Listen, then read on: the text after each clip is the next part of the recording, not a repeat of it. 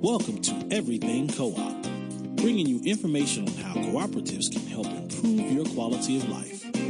This show is being sponsored by the National Co-op Bank, NCB. The NCB is dedicated to strengthening communities nationwide for the delivery of banking and financial services for the nation's cooperatives, their members, and other socially responsible organizations. For more information on the power of community ownership, visit ncb.coop. That's ncb.coop. Now stay tuned for your host, Vernon Oakes. Good morning, everybody. This is Vernon Oakes. Welcome to Everything Cooperative. You know, this month, February, is Black History Month. And I remember the day when I was in school, there was almost no Black history. One of the reasons I didn't like history was all they talked about was dates and people. And there were no Black people in our history. But this day, we have Dr. Jessica Gordon Nembhard on the phone with us this morning. She's a professor of community justice and social economic development at the John Jay School in New York. And she's written a book called Collective Carriage, A History of African American Cooperative Economic Thought and Practices. Good morning, Jessica. Good morning. Yes. How are you doing? Good morning. Happy New Year. Happy New Year to you. Happy New Year to you. Thank you so very much for taking time to be on the program with us. This is perhaps your third time in the 4.5 years we've been on the program. And Thanks for having me. I keep learning from you. I just keep learning from you. And today, you know, we're celebrating this month the African Americans in a time of war. Okay. And so I was just wondering, probably going back to, before we go there, just for people that have not heard you before, when did you start your book? How long did it take you? How much research did you do? And I already know the answer to this, but I want everybody out there. And what was it like? I mean, what did people tell you when you first started to write your book? Do the research for it. So I first started this research probably like in 1998, maybe a little earlier than that. I wrote my first article. I published my first article about this topic, Black cooperative history, in 1999, I guess.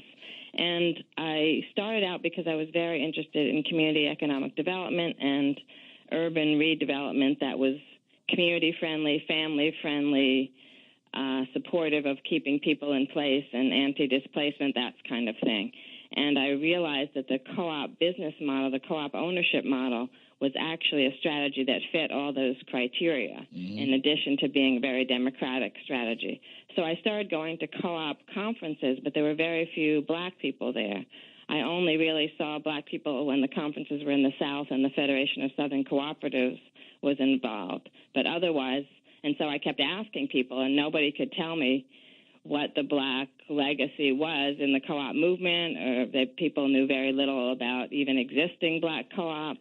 And then when I went to talk to Black communities about alternative community development strategies, the Black folks couldn't tell me about a co-op history either. They kept saying, oh, co-ops aren't for Black folks. Other people use them, but not Black people. Hippies, white hippie people use them. Nobody else. Okay. So none of those answers were satisfactory to me. So I started to do my own research, and luckily I actually had a couple of things in my hip pocket that I didn't realize until I started looking into this. One, I actually grew up in an intentional cooperative community myself and had been a member of a food co-op and things like that. So I actually knew more about co-ops than I thought I did. And two, one of my graduate school buddies had actually written about Du Bois's economic theory, which is basically a theory of group economics and co-op economics. So I actually went to him. I read his dissertation. I talked to him. He and I wrote an article together. So he's the one who really said, this is the stuff you should start reading. Here's where we have a tradition. Du Bois has done some of this research already, so you don't have to start from total scratch. And then it's what's called the Snowball Method. So I started with that information. When I realized that Du Bois had such a strong history, even though nobody knew about his cooperative economics work, I realized that he had been the editor of the Crisis magazine for the NAACP for 30 years, around the same time that he had been writing in his autobiography and some other places that he was interested in co-op economics and thought it would really be the savior for black people. So I said, well, he must have done something in the Crisis magazine about co-ops. And I luckily at that time had a research assistant. This would have been the early 2000s. A research assistant who went through every single issue of the Crisis magazine for 30 years and found me 7 articles specifically about cooperatives and black co-ops, and an editorial that Du Bois had written. So W.E.B. Du Bois was yes, 1868. Co-founder of the NAACP and also one of our black intellectual heroes. 1868 and died in 1963 at age 95. Lived a very long life, Wow. So that's where it all started. So it really, I've been saying it was about 15 years of research, another 3 or 4 years of writing, rewriting, editing, finding a publisher, all that kind of stuff. So it turned out to be, basically a long, almost generation-long project. I'm actually still learning. I probably have a second book somewhere if I could slow down and get it done. But there's still, every day I still pretty much learn more stuff about either the history or some current issues for co-ops and African Americans. And I learn new strategies and I get new ideas and I start venturing into new spaces. So it's basically a lifelong project for me at this point, I guess. So you were told co-ops are not for black folk. There's no history in it. We don't do that thing. And then when you got into it, you just found a wealth of knowledge. And one book has come out of it, and you're looking for a second one in Collective Carriage.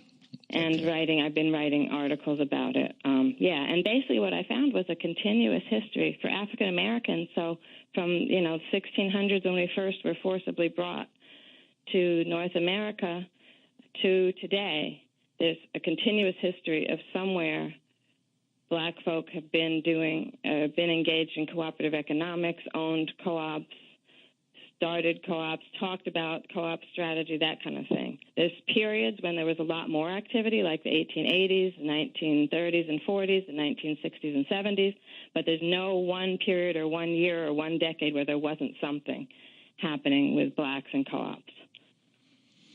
Okay, so you got all of this wealth of knowledge and folks are using this cooperative model. And when I found out about it, I got turned on for the same reasons you did when you were talking about community economics, helping people create wealth, social and financial wealth. And I really like the quote that I heard that co-ops help people come out of poverty with dignity. Right, yeah. And I love that quote from Dame Pauline Green. Mm-hmm. So where does this all lead to? And one of the things I've always toyed with, Dr. Nembhard, is why this history isn't known and why co-ops haven't been able to come forth and stay in the forefront of economic growth and stability. Right. So I have a couple of theories about this. The very first thing is that the United States is probably the most backward country in the world in terms of cooperative economics and support for co-ops and the co-op sector. Almost every other, especially every other developed country and almost every other country in the world has used, has supported, has been interested in co-op development, and some places it's like a third of their sector, and they have federal data about it, that kind of thing. We have no federal data. We have a project now that's a private university project that's trying to keep knowledge about all the co-ops in the United States, but we don't have any federal support. The state laws are all different, so we don't have uniform laws either. So some states you can't form a co-op at all. Some states you can only form a credit union or an ag co-op. So we have very little infrastructure and policy and ideological support for it.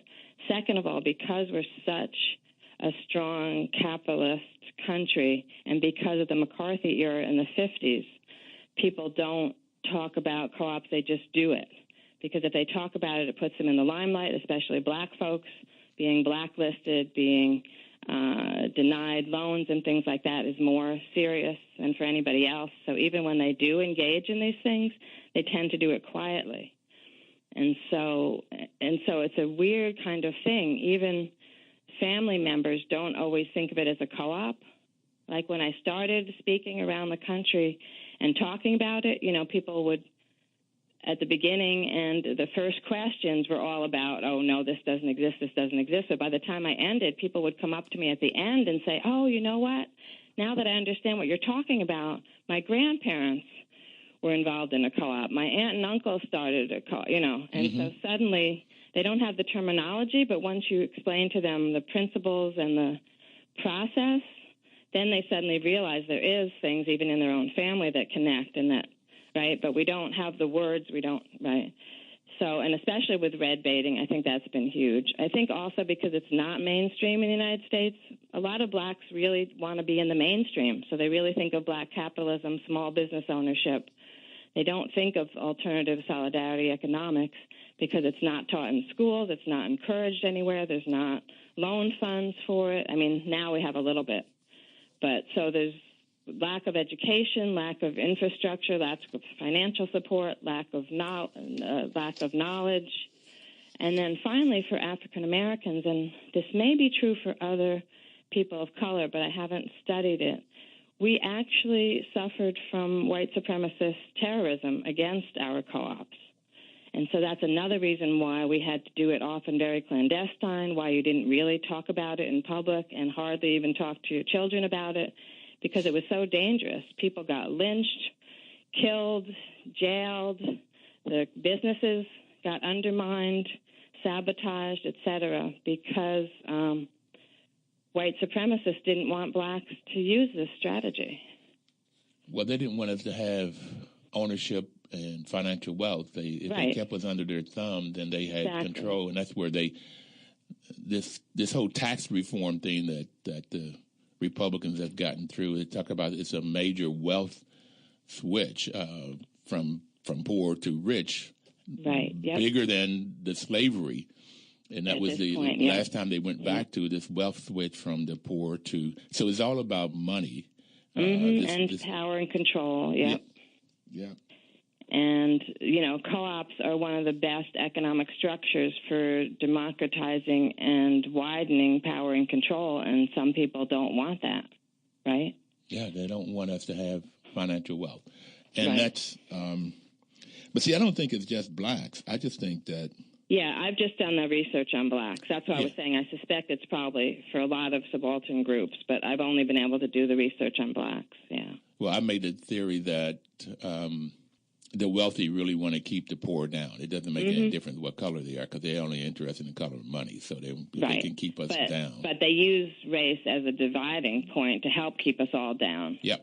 So that because of race, the white poor don't respect or trust the black poor, and so they try to do stuff separately, and they still have these visions that they can be Horatio Alger and make it out, so they align.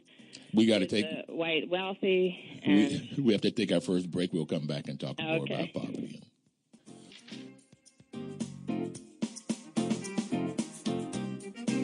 Washington, D.C.'s News Talk, 1450 AM WOL and 95.9 FM.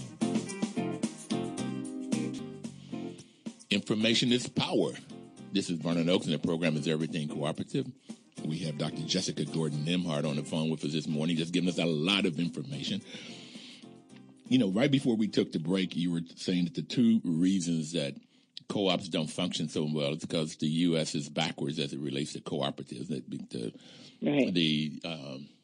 Return on investment for stockholders is the main sort of engine for our economic growth. And if you don't have capital, then it's going to be hard to get into that game. And the second one is the McCarthy era, which was communism. And so blacks... an anti-communism program, right? Yeah, anti-communism, right. That was the focus. And too often co-ops were considered communists or socialists or something. And blacks did not want to be involved with that. And therefore, a lot of people got hurt. And my sense is that the wealthy really don't want everyday people to know about co-ops because that's the way we can get from under their thumb, come out of poverty with dignity, but coming out of poverty is the circuit. But what is red baiting? Right. Can you mention that term, red baiting? Oh, red baiting. So that's from the McCarthy era. That's where you charge people with being communists or socialists as if they're traitors and horrible people, and you pretty much undermine their credibility and any of their economic efforts. So you take away their job, get them fired. Banks won't hire them. You smear their good name and reputation. Some of them were actually indicted, but many lost jobs for a decade. Couldn't work, wouldn't be hired by anybody. And so because of that, especially in the black community, because the consequences of being smeared like that were so strong, people didn't even want to, they didn't want to hear the name co-op. They didn't want to be involved in any co-op. They didn't want to sign up to join a co-op. And that, even though the McCarthy era finally ended, in the late 50s maybe, that legacy, again, of being scared, afraid, being smeared. We even have some, black leaders who have said that to co-op groups, that for a long time we really just focused on civil rights because it was safer, even though focusing on civil rights was not that safe. People like Fannie Lou Hamer got horribly beaten and almost died because exercising their right to vote. But still, they were saying it was safer to focus on civil rights than it was to look at economic justice and co-ops and economic rights. Wow. Now, the theme for the study of African American life and history is African Americans in a time of war. Right. So what have you found out about, you mentioned the times when co-ops have really flourished in the 1880s, 1930s and 40s, 1960s and 70s. Yep. But how have co-ops functioned like during the Civil War, after the Civil War, and during the wars? Right. So definitely, again, sometimes more informally than formally, blacks turn to co-op ownership to survive and to thrive, right? So Civil War period, if you think about it, for the U.S., the Civil War was, in addition to, two regions fighting each other fiercely and huge amounts of death, especially white death at first, because blacks weren't even allowed to be in the Union Army at first. But there's also all this upheaval, right? As Union Army is coming through the South and liberating areas, taking over plantations, blacks are suddenly free, even though they're not legally free yet, but they're suddenly free. So we find that there's two really main things that blacks are doing as they're getting free. One is they're trying to find their family members, because the slave system, especially by the 1850s, was separating families wildly, because the bulk of the slave system was moving to the lower deep South for the cotton industry. So families were being separated, people were being sold from Maryland, Virginia, over to Texas, Louisiana, like that. So the first thing people were doing was actually trying to find their families.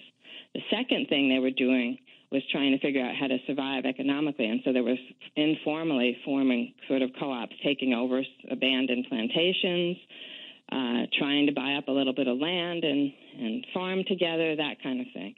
So we did have early forms of cooperative agriculture and other kinds of co-ops going on. They had been going on as mutual aid societies before the Civil War, but we definitely have this kind of activity during the turmoil of the Civil War. And then right after the Civil War, we actually have blacks trying to formalize co-ops. It's also, by the 1880s, we've got formal notion of what co-op incorporation is. And so people are starting to actually formally incorporate themselves as co-ops because they saw how well it was working both when they were enslaved and during the turmoil period. The other thing to remember, it's not exactly a time of war, but if we think of the entire enslavement period as war against blacks, the Underground Railroad, this is something that Du Bois taught me from one of his writings. The Underground Railroad was really a form of a cooperative, an interregional cooperative. Because if you think about what it did, right, it wasn't just a system of scouts, people who could help lead people north, but it was also a system of financial support, right? You had people with wagons who could hide you and take you from one place to another. You had people who had houses with basements where they could hide you. They had food, people got fed.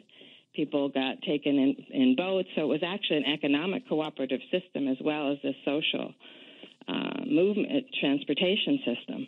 So we can also think about co-ops in that sense, all the different ways that people used economic cooperation to get to freedom, to survive, to have more control over their ownership, to stop being so dependent on either a white slave owner or a white supply store, that kind of thing. Wow. And people say that blacks don't do co-ops. Yeah, I know. It's really sad. I mean, they're not saying it as much anymore. I almost never hear that anymore.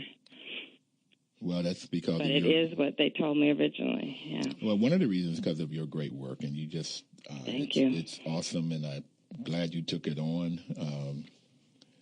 And I would like to see how we can get your book in the hands of much more people. That would be great, yeah. I am trying to get Dr. Barber, Reverend William Barber, on the show next week. Oh, great! Trying, we've been working on that, and I've been able to shake hands and talk to him in a couple of events, and I want to put your book in his hands. Now, I only had one copy, and I put that in the hands of the president of Howard. Oh, great! That's nice. Thanks. You're welcome. Well, we should be able to get some other copies. If you could send me a proposal, we might be able to get our publisher to just send us some books for those purposes. Okay, I'll get that to you, because that is a mind-opening book on this history. And I did not like history. That's what was so interesting. I hated history, and I love it now when I can see us in it and how it has affected us and what are the kinds of things we can learn from it, whether it's during the Depression or the economic downturn that we've just gone through, and maybe we're going to look at another one here. But coming together and working together, sharing. But you also mentioned mutual aid societies, what was going on prior to the Civil War, and what were they?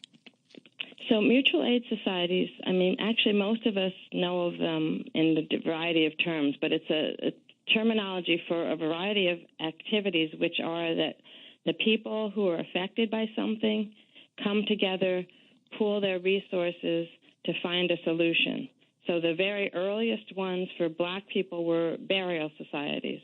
And if you think about it as enslaved people or even as poor, free people, we come from African traditions of burying your dead properly.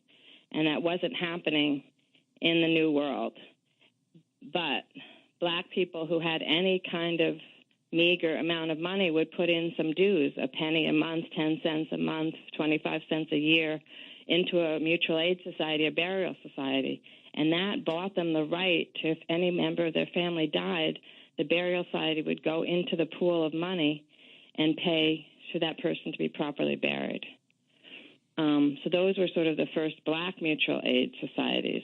We then had widow and orphan ones. We even had early health insurance ones where you paid a little bit of money and it bought you a spot in a hospital or to see a doctor once a month or something like that. Or if you were had to be hospitalized, you paid a co-payment every month on top of your regular dues, and then it covered your hospital.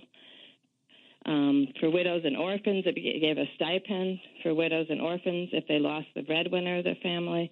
So we have a variety of these kinds of programs. And again, there's a rich history. I kind of just skirted through it just to show that there was that history, and it was kind of a precursor to the formal co-ops that started later. There's also, for the mutual aid societies, the other piece that's exciting and interesting about that is many of them, probably over 60% of them, were started by and run by women. So this is also the early times where women are working with running organizations, helping each other, and handling money. And so we also have, I know the Caribbeans and recent African immigrants talk about isusus and other kind of roscas, which are, again, rotating loan programs among friends and family, where you agree to put in a certain amount every month, and then every month one person in the group gets to take the pot and use it for whatever they need buy a washing machine or to send somebody to college or whatever. But again, it's an informal savings program where everybody helps each other to save, and it's because they're pooling small resources that they're able to have resources that will cover their needs. And these are run democratically by the local people who are involved in them. Often the Isusus have what's called a lady banker, which is one of the more esteemed women in the community who kind of holds the money and keeps the records, that kind of thing. How are you spelling Isusus? It's got a variety of spellings, but I think I spell it E-S-U-S-U.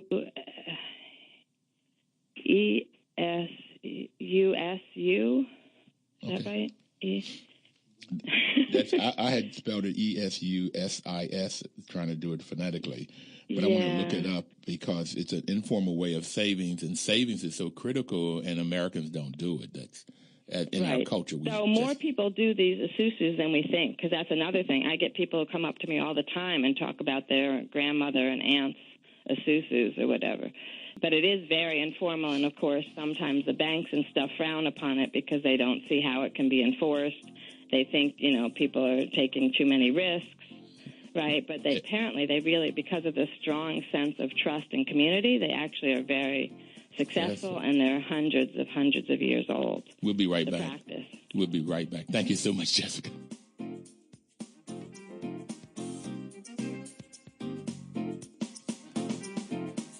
Welcome back, everybody. This is Vernon Oakes, and we have Dr. Jessica Gordon Nembhard on the phone with us. I'm having just a great time talking to her about our history, particularly the history of African Americans through times of war. But I looked up Isusu, and they did spell it E-S-U-S-U, Doctor.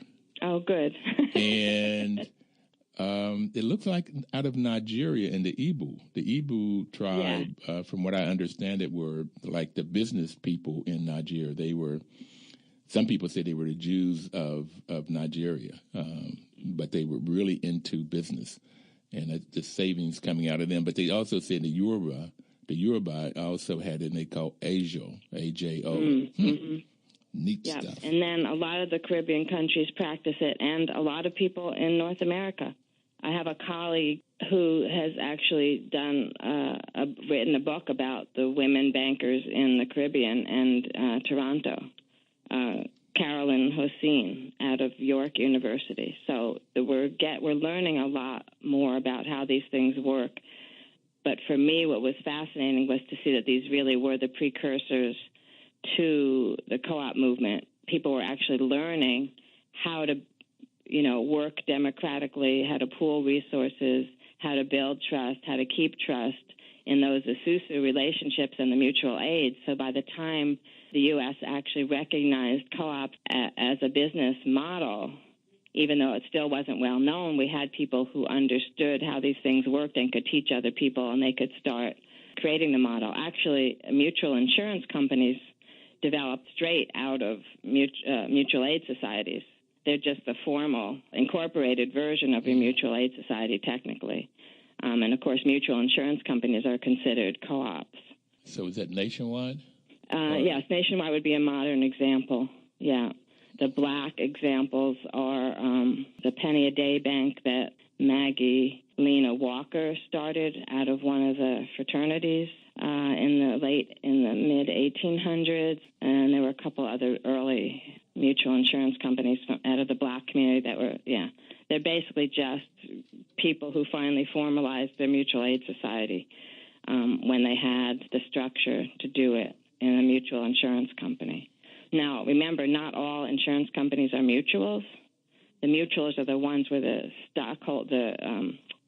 people who own the claims, who pay the premiums and own the claims, actually own the company.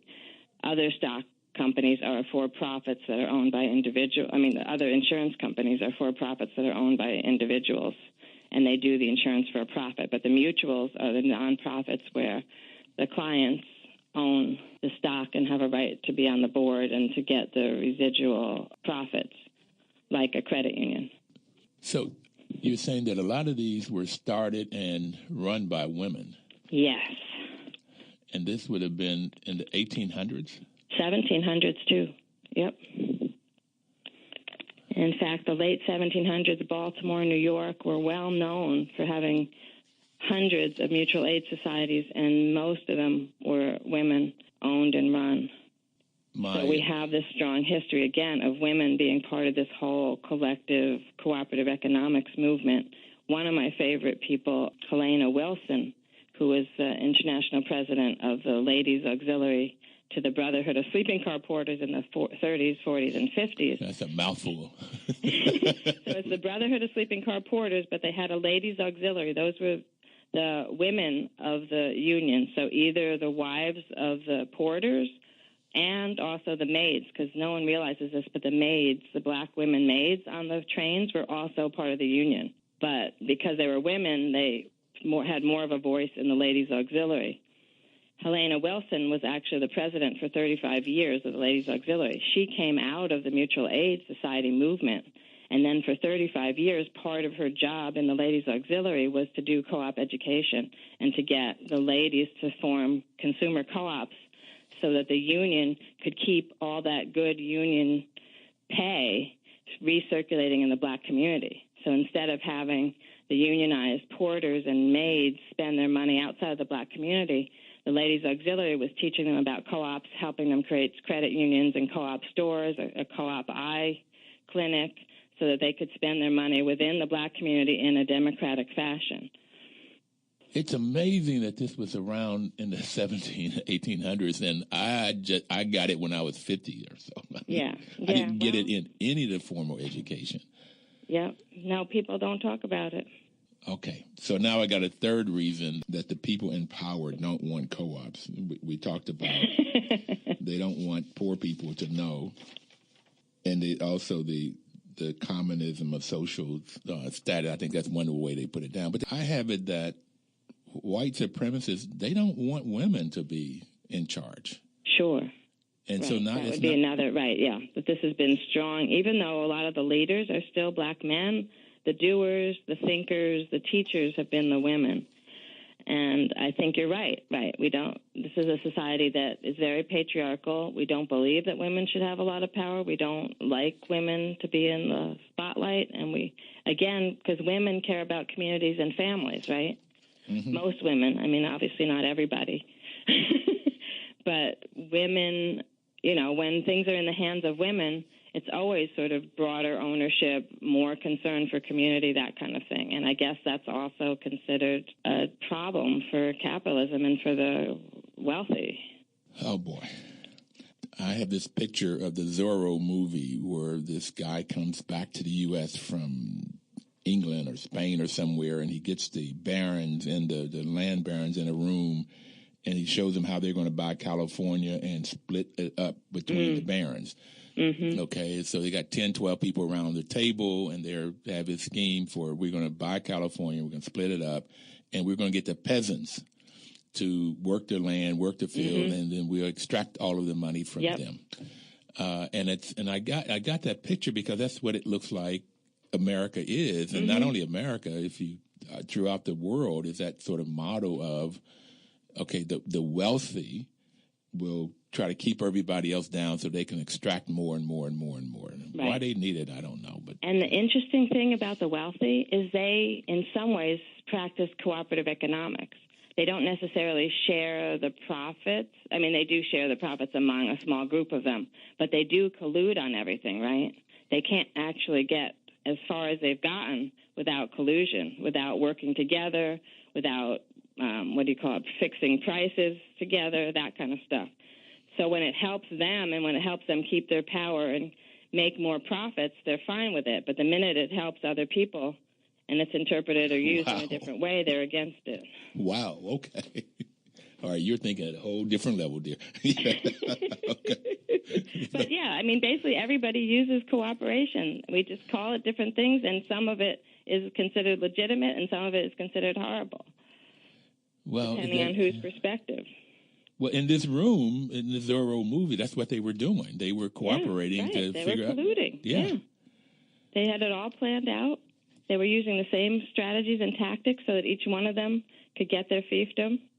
They were exploiting people and running away with the profits, and they were letting a few of the chosen members get it all. A form of cooperation. I never thought about that. Yeah, just, a perverted one. It's the cooperation without the solidarity and the real democracy and the real concern for community. And one of the values I like about co-ops is caring for others. Right. So this whole caring for others is out the game. Whether they care for the 10 or 12 of them. Right, but not the rest, right. Right. Yeah. So let's go to, we talked about the Civil War, before the Civil War.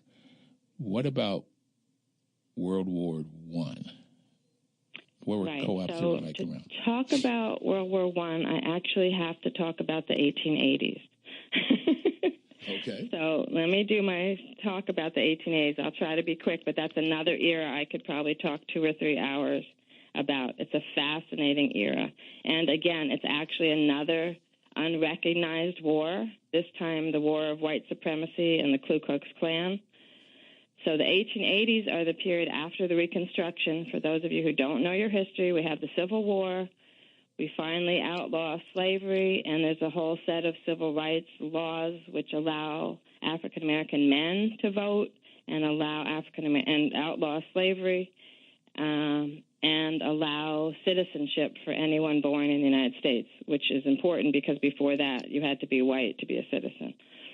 So we get all those gains. We have about a 12-year period where civil rights laws are in effect. Blacks are actually in the government. Blacks are trying to get themselves together, recover from enslavement. And then 1877, we have a change in government. Actually, it's still the Republicans who are supposed to be Lincoln's Republican Party that freed the slaves or whatever, but they're becoming more and more conservative. This particular Republican, Rutherford Haynes, sells out the North and allies with the South in order to get elected. And what that means is he agrees to turn back all the benefits of the Reconstruction period. And he takes the Northern troops out of the South, which was what was reinforcing all the civil rights laws, and allows the Southern Democratic parties and the Ku Klux Klan to take over all the Southern governments and to start terrorizing blacks, undoing all the civil rights laws, et cetera. So it's another kind of war. By the 1880s, you have very repressive Southern governments. You have segregation everywhere. You have the Ku Klux Klan lynching hundreds of people every year. And it's, again, a time of proliferation of black co-ops. But it's also a fascinating period because it's not just the black co-op movement. Mm-hmm. It's the beginning of the U.S. co-op movement because officially the co-op movement has started in Europe, right? Remember 1844 with the Rochdale Pioneers. By 1885, is that when the ICA, International Cooperative Alliance, starts in Europe? Anyway, okay. So co-ops, the official forms of co-ops that are coming from Europe are now being adopted in the United States, and blacks and labor unions are adopting them and trying to start worker co-ops, consumer co-ops, et cetera. So there's actually a lot of progressive activity. The small farmers are trying to ally with farm workers to create unions that are also going to promote co-ops and worker co-ops. Some of the most progressive ones are integrated. And so it's a huge period of connecting civil rights, economic justice, cooperative movement, and labor rights. It's another lost history because it's only about a 10-year period, but it's lost because the blacks and the whites were heavily, heavily sabotaged and terrorized so that they all had to go underground, and fewer and fewer co-ops by the 1890s. Fewer and fewer co-ops exist. The Ku Klux Klan has basically taken over. So by the time you get to World War I, you have these very repressive Southern societies. You have very segregated Northern societies. People, again, are not talking about co-ops because it's too dangerous. Oh, my gosh. The railroads are refusing to actually transport co-op-made products. Oh, my goodness. Banks are refusing loans to co-ops, whether black or white. And the labor movement has totally moved away. By the 1900s, labor movement has moved away from co-ops as a strategy, and they've become segregated because it's too dangerous for them to be integrated. So by the 1900s, you have this, what we recognize as the bifurcated union movement. It's no longer a black movement. But what people don't realize is it started out with the co-op movement and it's separated. All right, we got to take our final break. I'm sorry to cut you off. We'll come right back. Okay, it's too much history. No, it's great history, though. I love it. Thank you. Thank you. We'll be right back.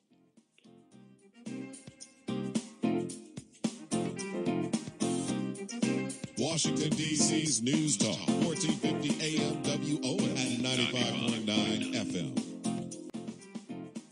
Information is power, and that's the reason that the National Co-op Bank is sponsoring this program, to give you the information that Dr. Jessica Gordon Nembhard is giving you this morning, so you can either start a co-op, find out about what co-ops are in your area, and start working in and participating in co-ops so you can build your own financial and social wealth. We were talking about the 1880s, 1890s, and we're getting ready to get into 1914 when World War I started. Come on back on, Dr. Nembhard. Hello?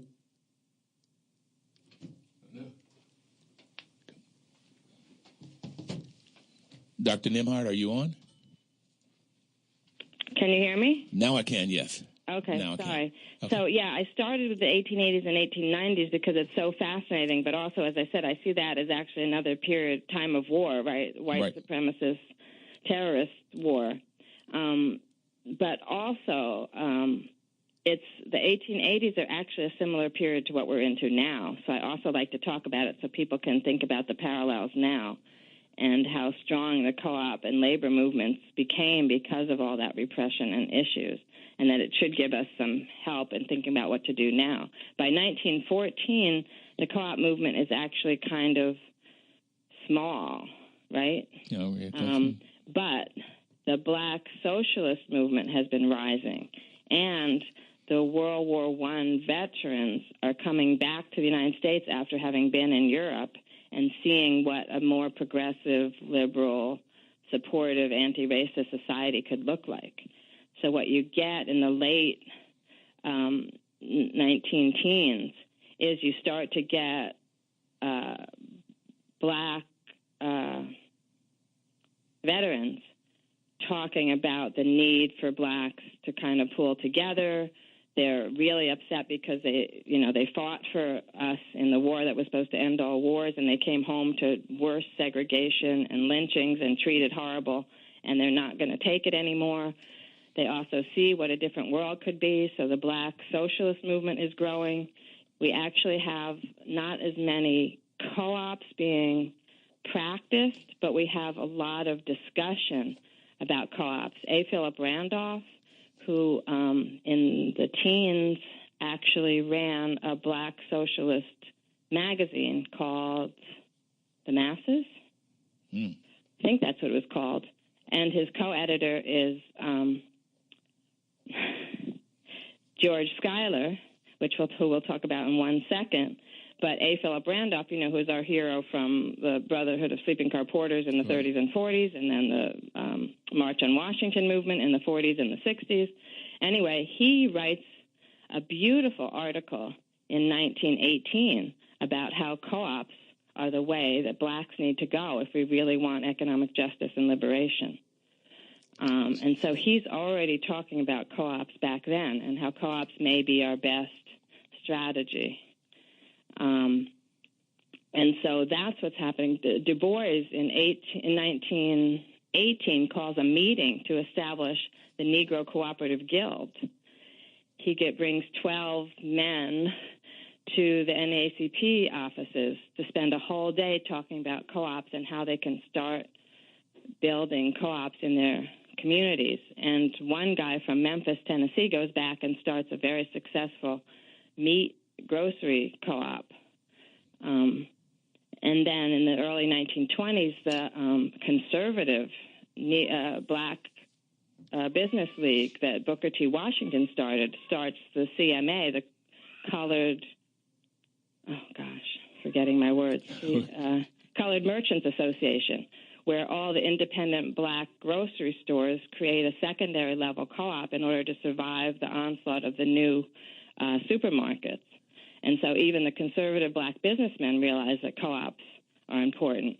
So you've got these little things, but it's the leadership of the black community. It's not so much the grassroots co-op stuff happening at this period. It's more leadership people talking about how important it is, trying to do the education. Schuyler and Ella Baker in 1930 start the Young Negroes Cooperative League. This is before Schuyler becomes a big conservative, but first he's a black socialist with A. Philip Randolph. Then he creates the Young Negroes Cooperative League with our dear Ella Baker, who no one knew was active in the 30s, but this is what she was doing, co-ops in the 30s, before she even became active in NAACP and SNCC and all that. But this is all from that, if we want to talk about the aftermath of World War I stuff, where the black leadership is really talking about how we need to own this model, we need to learn about it, we need to teach each other, we need to support each other, we need regional supports for co-op development, and we need a whole interlocking national system of black co-ops. That's what they're all talking about in this period, even though we don't get a whole lot of co-ops until the 30s.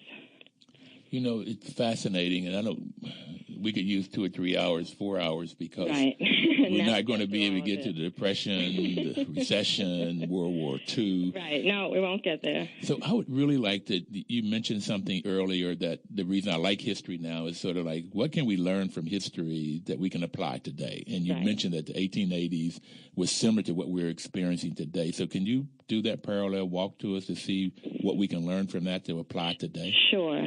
So if you think about where we are today, right, the aftermath of a black president, some people were trying to say we were in a post-racial society, which we really weren't, but they were thinking that optimistically.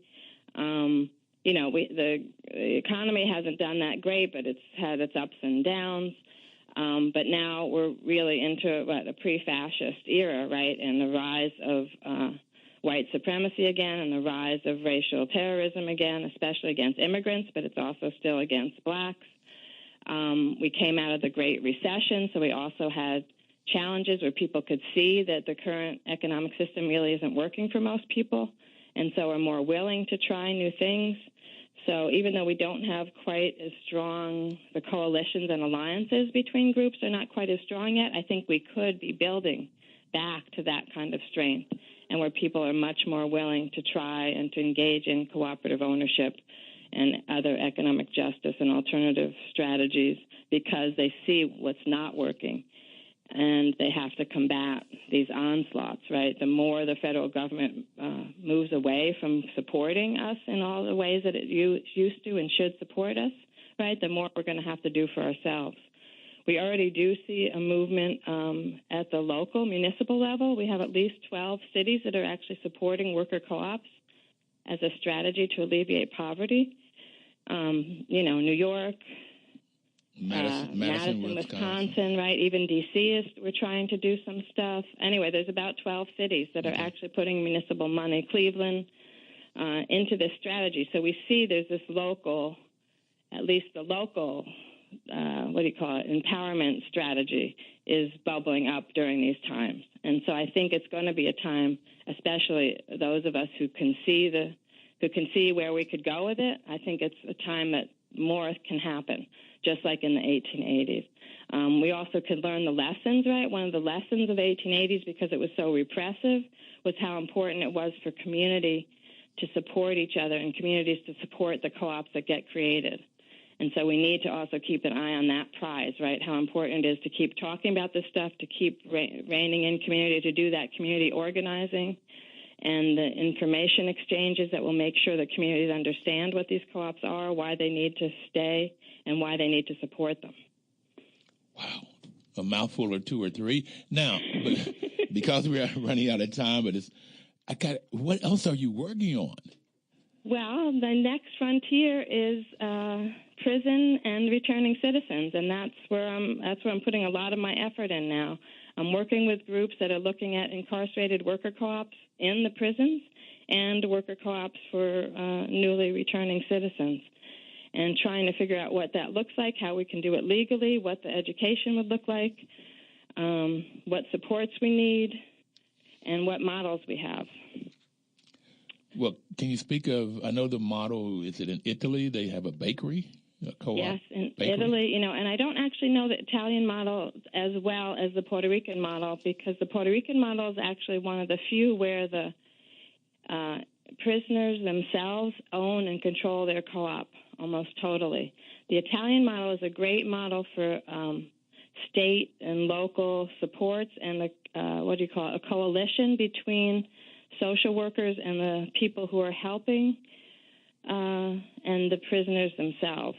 So, yes, one of the great models in Italy is you've got a co-op that actually has the chefs and some of the other employees of the restaurant who are prisoners. So they sleep in the prison, but they spend their day working in the restaurant. And actually, one of the top chefs in Italy, is an incarcerated chef in one of those restaurants. They also have some other programs, I think landscaping and some other things. And it's what we in Canada and the U.S. kind of call solidarity co-ops or hybrid co-ops, where they're owned not just by the workers but the stakeholders, or in Italy, a lot of these co-ops are owned by the social workers or the support system in addition to the workers themselves. So that's a great model, but I guess we have a little bit of time. The Puerto Rican model is the one I've been studying because that one's really fascinating. They changed Puerto Rican co-op law so that you could be incarcerated and still be on the board of directors of a co-op, and in fact, your whole board could be wholly owned by incarcerated workers. What kind of business is it? And we only have the main one, the one that's 12 years old, is artwork. So they make and sell artwork, and they have a strong support from the co-op movement in Puerto Rico. So a lot of the places where they sell their artwork are through the co-op meetings and other co-ops around Puerto Rico. We only have they own their co-op totally. There's a women's co-op that's doing baking. There's another solar co-op that's developing. We've got to go. Yeah. I'm so sorry. We got to go because I enjoyed it so much. Jessica, thank you. Thank you for your time. Thank you for your work, and thanks for sharing it. We just got to keep this information going. Everybody out there, thank you for listening today. You can go to everything.coop and hear our programs. We'll see you next Thursday. Have a great cooperative week. Washington, D.C.'s News Talk, 1450 AM WOS and 95.9 FM.